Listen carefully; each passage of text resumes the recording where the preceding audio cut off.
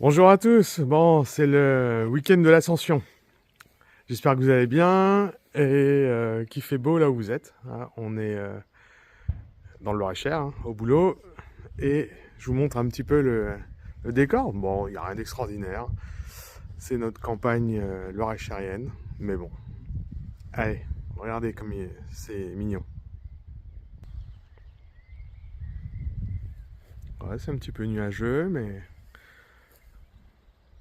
la luminosité est pas mal, il pleut pas, on n'est pas trop mal. Hein. Bon là, Custom One, vous connaissez. Et là, voici le motif de mon appel.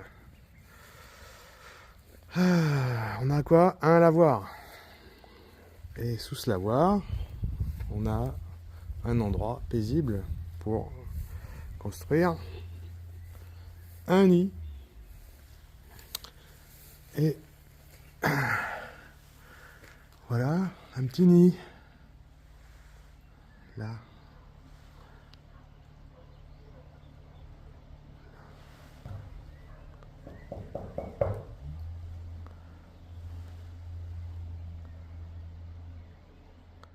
Voilà, un petit nid. Et j'ai eu une photo juste avant où on voit un insecte en sortir. Petit indice, il est tout noir avec l'arrière orange. Qu'est-ce que ça peut être? Il va pas sortir, il est pas là. Bon, c'est un nid de frelon asiatique qui est là tranquille sous la toiture du lavoir. Voilà. Donc pour rappel, les nids de frelons asiatiques en ce moment, ils sont gros comme une balle de tennis. Ils sont faits, leur structure, ils sont faits avec du bois et de l'eau. Donc on a des couleurs de nids différents. C'est en fonction du bois qu'ils utilisent pour faire leur nid. C'est pour ça que des fois on a des nids avec des stries bleues ou rouges parce qu'ils prennent leur matière première, le bois, sur des palettes. Des fois on a dans les vides on a des palettes toutes bleues ou toutes rouges par exemple. Eh bien c'est parce que donc ils prennent ce bois là que des fois on voit des nids bleus, rouges. Voilà. Là donc, il y en a qui sont plus clairs que d'autres. Celui-là il est assez foncé, il y a des stries claires et foncées. Voilà. Il y en a qui sont beige, très clairs. Et voilà, après, je n'ai pas fait l'analyse de leur structure pour savoir de quel arbre il s'agit. C'est ce qu'ils trouvent. Donc un point d'eau, du bois, ils sont heureux. Des sources de nourriture avec des insectes à proximité ou de quoi butiner, c'est le top du top. Voilà, donc là, ce petit nid là, il est tranquille. Au printemps, c'est toujours à l'abri, à couvert. Ils sont, ou alors une fois sur 1000, ils sont à découvert parce qu'il y a un cas très particulier. Mais sinon, ils sont toujours à l'abri. Dans des abris, regardez, je vais vous montrer là. Des poulaillers, des cabanes de jardin, des abris pour les moutons. Au milieu des champs, vous savez, c'est abandonné, c'est recouvert de ronces, de paille. Et c'était papy qui avait des moutons, et puis il n'y a plus de moutons, mais il reste la cabane. Ben, ça, c'est l'endroit idéal pour avoir un nid, quoi. Voilà. Donc en ce moment, c'est gros comme une balle de tennis. Ils sont pas encore très dangereux. Il y a des nids où il y a déjà des ouvrières qui sont nées, mais c'est quand même pas encore la majorité.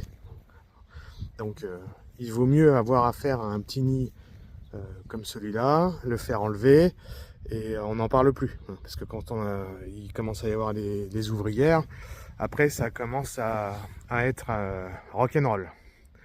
Donc là, je vais m'équiper quand même par principe. Hein. Je vais prendre ma combinaison, un petit escabeau, un petit escabeau 3 marches, 3-4 marches, et puis un bocal. Je vais faire tomber le nid, je vais vérifier que la reine soit dedans. Je vais faire tomber le nid dans le bocal, et puis comme ça, le tour est joué. Pas d'utilisation de produits insecticides quand on n'en est pas obligé, donc ça aussi c'est important. On met du produit, évidemment, c'est pas bien, mais c'est un mal pour un bien. Mais là, dans ces circonstances-là, on peut s'en passer. Donc, on fait très attention à ça. Chez PNA, nous, notre objectif, c'est de travailler intelligemment et proprement. Voilà. Et là, voilà la reine qui vient de rentrer. Ah, j'ai loupé la vidéo. M'engueulez pas. Elle va peut-être ressortir. Allez, je zoome un peu et je fais un petit peu de bruit. On va voir. Ah. Allez, on y croit, on y croit.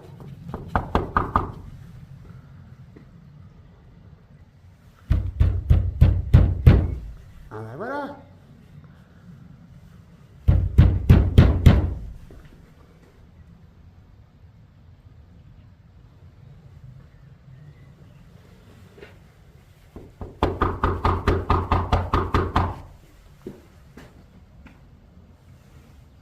Ah ben, les ouvrières. Ça y est, les premières ouvrières. Vous voyez ce que je vous disais tout à l'heure? Alors, j'arrête de bouger.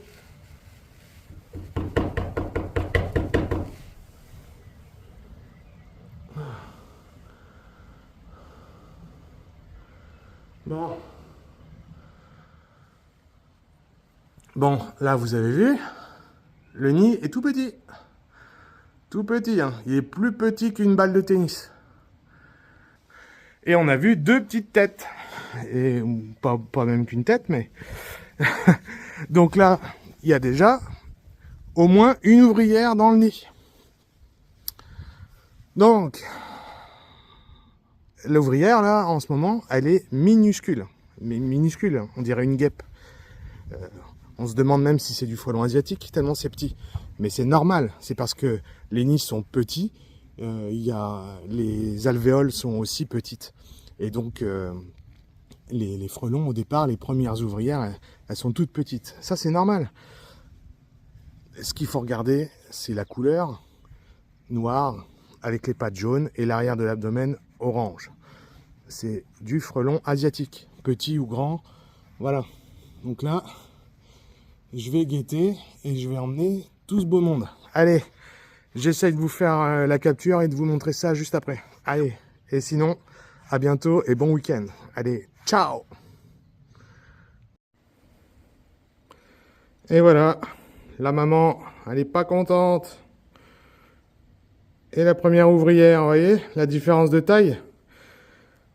C'est intéressant, hein. Elle est toute petite. Ouais, ça, c'est la première ouvrière. Toute petite. On a du mal peut-être à se rendre compte, mais on voit bien quand même qu'il y en a un qui est plus gros que l'autre. Donc on voit la reine, hein, tout en haut.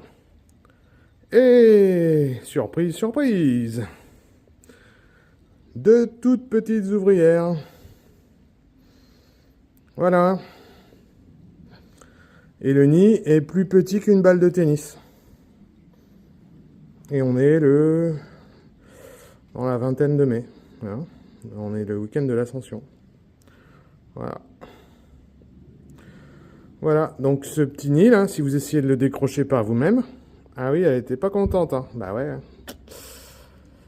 Si vous essayez de le décrocher par vous-même, attention, surprise. Maintenant, il y a des ouvrières. Et toute petite qu'elle soit, je peux vous dire qu'elle pique. Hein? Voilà les petits amis, allez, je vais replier mon escabeau. Et puis je vous dis ciao ciao, à la suite au prochain épisode. Allez, bon week-end, à bientôt.